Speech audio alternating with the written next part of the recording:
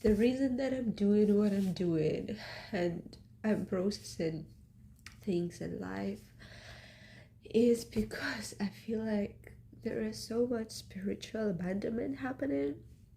There is so much misunderstanding and lack of listening and attention that to be understood and heard, I had to learn to sing, to deliver that, to work with public, to understand that some people wouldn't understand, and that's a choice or level of consciousness they're at. That's why my music, and that's why working with children who don't have anyone gives me hope.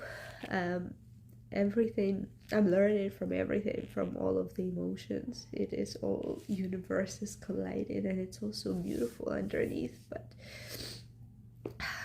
sometimes it's hard. And the reason that I'm crying is because I'm experiencing emotions, and it's love, it's heartbreak, it's all of it. It's not understanding shit, because we really don't. But it's feeling, right? It's feeling alive.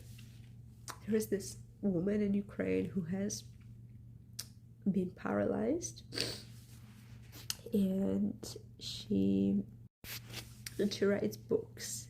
She can't speak, she uses her eyes and AI to create little videos and pictures and posts. And in her post, she writes that at the end of the day, like, she was running from holy places and churches, and she found that thing that she was looking for was inside of her, and it was forgiveness and being grateful. And that is when she says that it's worth living for. So everyone finds meaning of life in something, right? She has 2 children, and she has people to inspire, and she finds herself useful. And that's another really important aspect. That's why I love psychotherapy, because it gets to the roots of what's going on, what do we need, acknowledging that and giving ourselves. If we didn't have those needs met before, it's really hard to believe that we can have those needs met and open up to people who can. We create so many stories in our mind of why we're bad. We create so many stories why we can't have something. And underneath that, we can't find light. A lot of people work through their past karmas and whatever they say, and some things happen to clear that trauma, whatever, but inner inquiry and inner forgiveness is probably the main thing that we can do to clear that trauma. And it doesn't happen when we're on pilgrimage. It can, because it gives space, but it is up to us to give that space to ourselves, to strengthen the bodies that we have, to strengthen relationships that we have, to strengthen connection to nature that we already have. It's right here, we just gotta open to it. What really matters in your heart, if you don't know where to start, feel its beat so close within, can you hear it? Break the barriers of your thoughts, what you need is always close. Reach out for yourself and trust your heart, 'cause we're too young to let ourselves to get stuck in their made cells. Well, it used to be our own cells. Explore and live your life like you feel it. So let it be, and see whatever happens, and feel the beat in it. 'Cause all we need is to know that someone's out there, so feel the beat in you, in me. Distance doesn't matter for people, distance and soul connections. You don't owe them anything, do your part and wish them well. At the end, it's only you and your own streets. When there's a fire that's burning bright, there's no wrong and there's no right. Don't you worry, it won't leave, 'cause it lives within. But we're too young to let ourselves to get stuck in our own selves. Hey,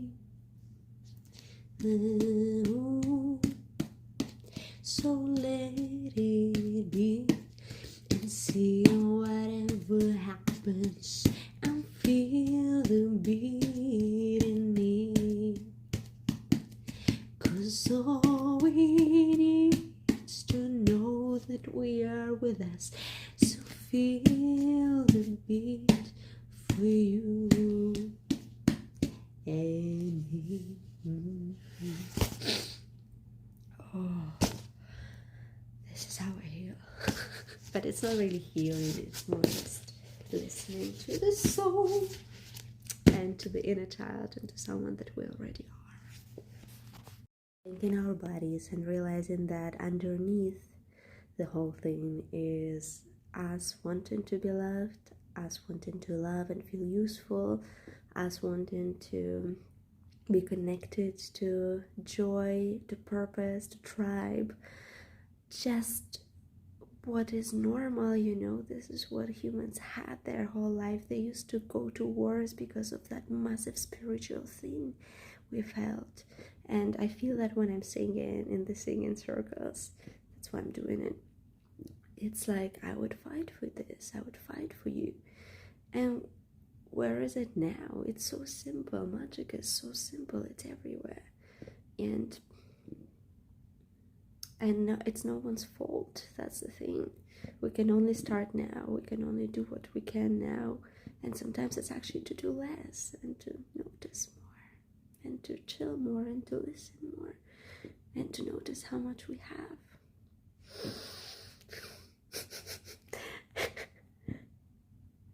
Catching ourselves all the time, saying the prayers and like, may you be free, may you be safe, may you whatever, and making things for people and sharing this and communicating in a firm yet the ways that wouldn't hurt people if possible. So all of this art of growing up kind of thing. What comes to mind is asking the right questions as well, to everyone, to yourself,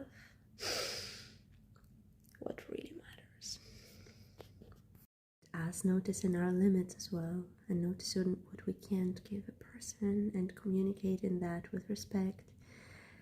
If we're not compatible with someone, communicating that with respect and acknowledging that. To me, that's growth, and that's the guidance, and that's why I'm doing what I'm doing. Damn it. It's like, I feel like I needed all of what I'm saying right now ages ago so badly, on a words level, on emotional level, on just like simple human level. And that lady, the Ukrainian lady that writes with AI, she doesn't use AI to write her books, she uses AI to make videos and stuff. I can link her up here. Yeah, she's just a reminder. We get sick because we rush. We don't thank Earth anymore for food and for stuff. We rush because we don't feel enough. And everything at the end of the day, every ritual, everything that we do comes back to our connection and intimacy with the moment, with the self. That's what really matters. And I can't be anyone else, but you can be you. And if two people that are different come together in any way, not in only a relationship way, in any way, magic happens. So be you. Asked myself question, what vibration am I living from? That is a good question to ask as well. We can change the vibration. Yeah, we can. Just saying.